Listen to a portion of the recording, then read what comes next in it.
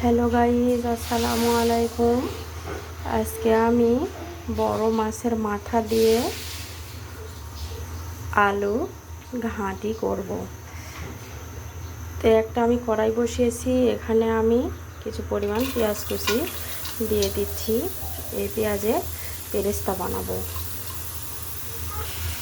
তো এখানে আমি এখন তেল দিয়ে দিলাম। বেরেস্তা সাদা হয়ে থাকে, এজন্য একটু হলুদ দিয়ে দিলাম কালার করার জন্য। জিরা দিয়ে দিলাম। এটা এখন নেড়ে চেড়ে ভালো করে যখন ব্রাউন কালার হয়ে আসবে তখন আমি এটা তুলে নেব। এই যে ব্রাউন কালার হয়ে গেছে, এখন আমি এই পেঁয়াজের বেরেস্তাগুলো তুলে নেব। এখানে আবারও আমি দিয়ে দিলাম। এখানে আমি এখন 4টি এলাচ দিয়ে দিলাম, দারচিনি দিয়ে দিলাম, তেজপাতা দিয়ে দিলাম, লবণ দিয়ে দিলাম, হলুদের গুঁড়া দিয়ে দিলাম। এখানে আদা, জিরা, রসুন বাটা, মরিচের গুঁড়া দিয়ে দিলাম, কাঁচা মরিচ দিয়ে দিলাম, আস্তা রসুন দিয়ে দিলাম। আমার মশলা কষানো হয়ে গিয়েছে। আমি এখন মাছ দিয়ে দিলাম।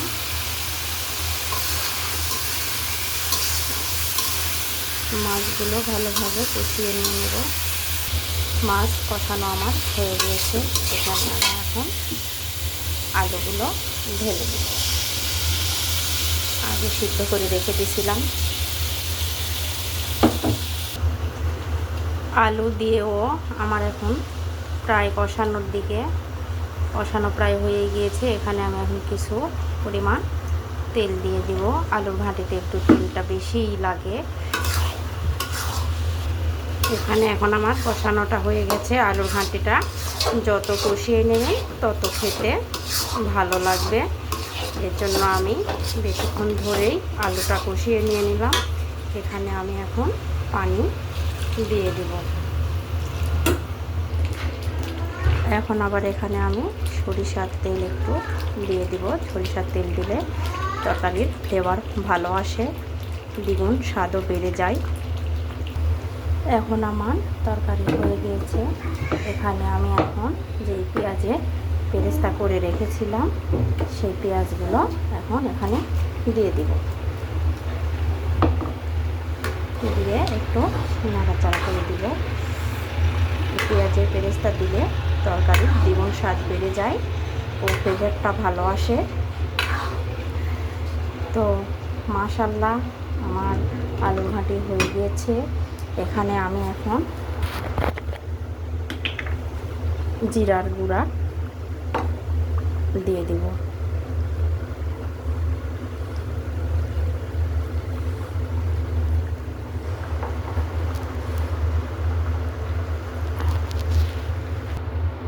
এটা আমার রান্না করা শেষ।